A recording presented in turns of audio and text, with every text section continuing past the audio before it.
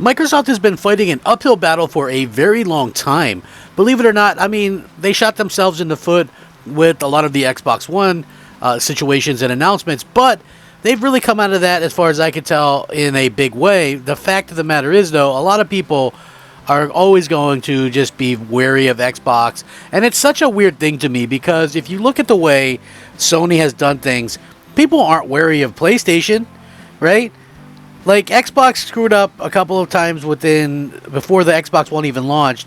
They've rectified every one of those screw-ups since that point. And the funny thing is, they rectified the screw-ups before the Xbox even launched.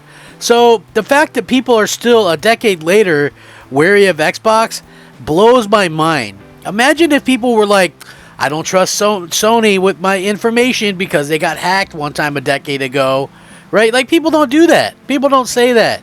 You would look at them and go, what the hell's wrong with you? You're a moron, right? People literally do not say that stuff. So, it's the same thing with, like, people, like, they don't do anything when Sony comes out with a price of something like PSVR 2, $600 with a game. Like, nobody was really saying, oh man, what a mistake that is, what a blunder. That reminds me of the PS3 with the $599 thing. Like, people are incredibly forgiving to Sony. And they're incredibly forgiving to Nintendo, right? Hell, I would love to be able to put some Nintendo content on my channel from, time to time. But the fact of the matter is, there's a bunch of hoops and stuff like that. And a lot of people that put Nintendo content on their channels end up having their channels closing down because Nintendo, right? Nintendo doesn't want people looking at their content. They think it's going to prevent people from buying their games or what have you, but whatever.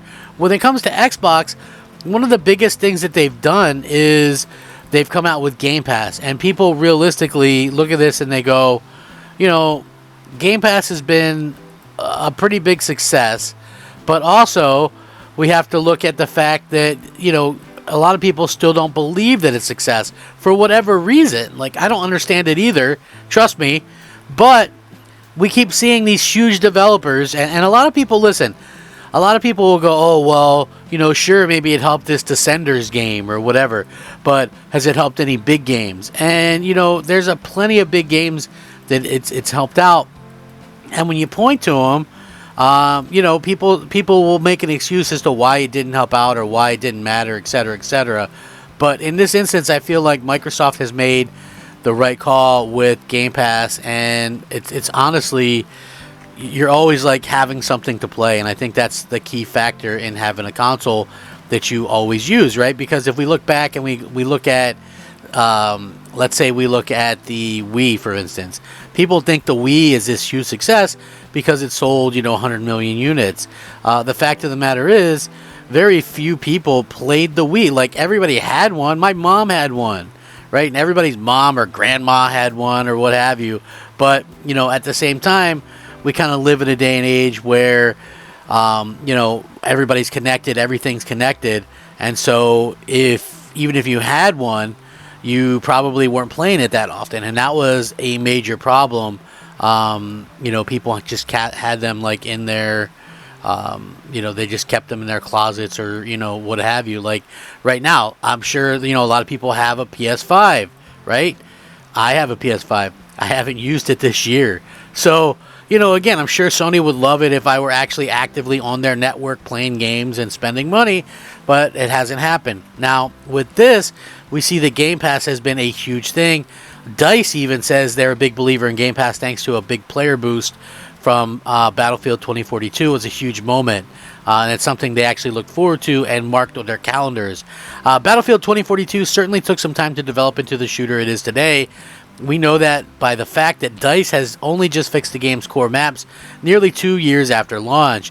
It seems like it's in a much healthier place these days, and as it turns out, Xbox Game Pass was a huge driving force behind the changes that DICE made. So I thought that was very interesting because so many people are quick to hate on Game Pass, but in an interview, the Battlefield developer talked in depth about the long road to redemption, including how much of a factor Game Pass launch was in improving the title. This is what they said, and I quote, "I'm a big believer in programs like Game Pass, and for us it was a huge moment, something we marked on our calendar. One thing we talked about internally quite a lot was that if there was a moment in time when we were going to open this game up to a whole bunch of new players, then it needs to be good. It needs to be the game that we wanted it to be when we launched it. And that really galvanized the team as we charged towards that date. It's actually somewhat surprising that DICE would put such an emphasis on Game Pass's relaunch, but then again, it did arrive via EA Play, which will have its own influx of new players too.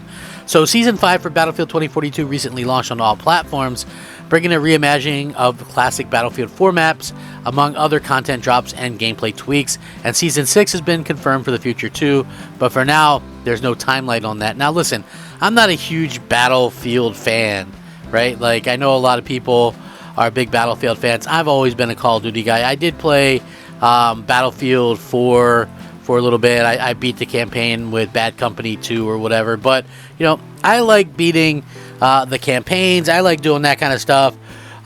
You know, it just seems to me that Call of Duty, it's much easier to just jump into the action and have fun with it. You know, you jump into a match, it's 6 versus 6 or whatever, you can have fun with that. Battlefield, it's like, and I know that there are some smaller maps and stuff and game modes and different game modes and stuff, but it's like, you hop into that, you're getting your ass kicked, you get slapped by a tank, you get slapped by a chopper, you get slapped by a plane, you get sniped from a million miles away. You know what I mean? It's always much, it's not fun, you know. And I know that there's people that absolutely love like the Battlefield setting or whatever, and I can totally respect that. But for me, it was something that I didn't really enjoy, and you know, it was kind of fun.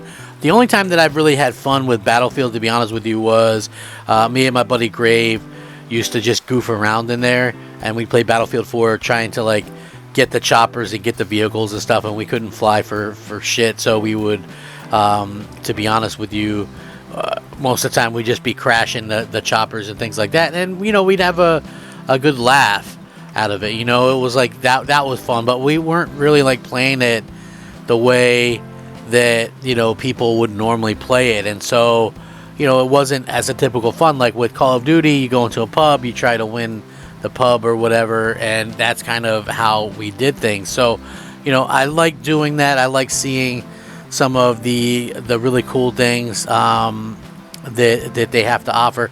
Maybe this is something that helps Battlefield in the long run. You know, I guess we'll have to wait and see.